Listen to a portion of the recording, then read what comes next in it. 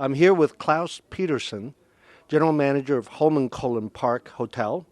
CLAUS, thank you for having us as your guest the last few days. Well, you're welcome. It's nice to having you here. You have a very historic hotel here. Could you give us a little background about it? The old part, the log building, was built in 1894, so that's quite a history.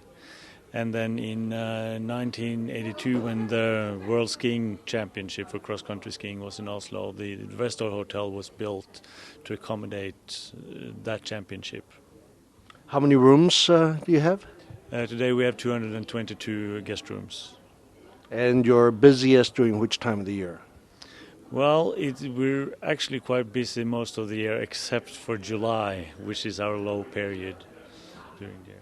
Well, we'll take a tour around. You're going to show us later. Meantime, you're hosting the Ecotourism Society's conference here, and I understand that in doing that, you decided to certify the hotel to be eco-compliant. Could you tell us a little bit about the certification, please?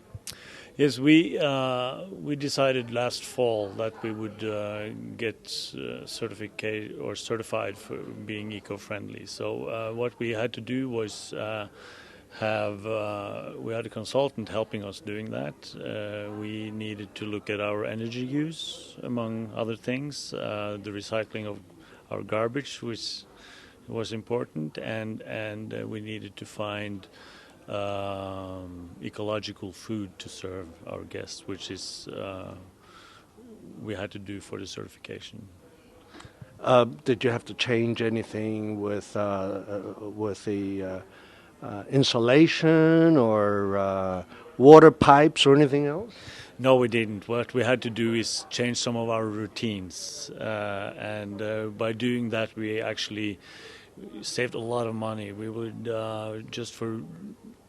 save energy for up to 300,000 Norwegian kroner a year, which is about, I guess, $40,000 a year in savings just by changing one routine. One routine. What would that routine be? We could lower our water temperature and just heat it up for a few hours during the night. So our night shift would have to switch a button twice during the night, and that was it. And we would save a lot of money. Does that translate to any inconvenience for your guests? No, not at all.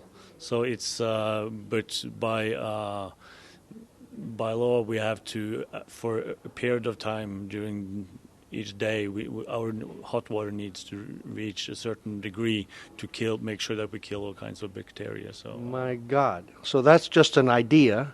Yeah. Turn off the water heater for a few hours a day, and you save 40 grand. Yeah, that's right. What is the certificate? How many types of certifications, green certifications, is there in Sweden? Or is it just one, the one you received? No, here in Norway we have you have several. We have the Swan, which is possible, and here in Europe you have the EU Flower, and we have chosen for this hotel for now a environmental lighthouse, which is a Norwegian governmental certification. That was quite a task to feed 450 people with the ecological menu. Yeah, it was. It was actually, and the biggest task was to find suppliers that could provide enough for 450 people. So that was, so we didn't, I mean, it was no problem to get enough meat, but we couldn't get a larger variety of meat. Potatoes was no problem? No, and the vegetables was okay, but it's, I talked to one of the cooks when they made a dessert. You couldn't use all the gelatin you couldn't use because that's not vegetables. They used other ways to make it thicken, and they actually use a lot more hours to make that dessert than they normally would because it was supposed to be ecological. Right. And what's the story with the coffee now? The coffee's from where? Well, it's ecological, and there's this Max Havelaar, which is fair trade coffee. Fair trade, yeah. So and both ecological. So I'm not sure which country it's from, but and the tea also we serve now is fair trade and ecological. So, and we do have, after we got certified, we also have for breakfast, we have one of the buffets are just ecological food. You can find ecological bread, which we bake here at the hotel. You have different fruits, yogurts, butter. Do you happen to know the difference between ecological food versus natural food? Is there any difference?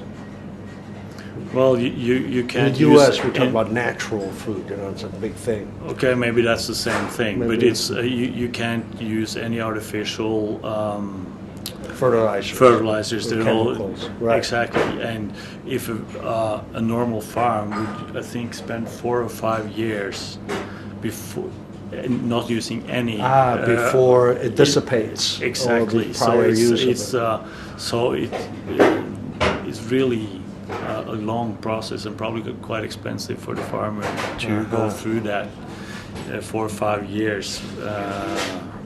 Very popular in the U.S. for many years. We have And it has been places. here as well. So it's, but because it's more expensive, do people want to pay for it? And as long as they do, we're happy to.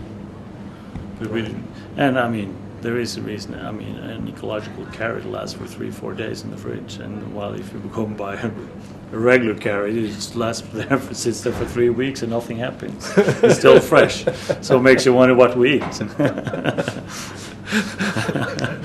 That's true. I didn't realize 3 days for ecological carrot. And that's why.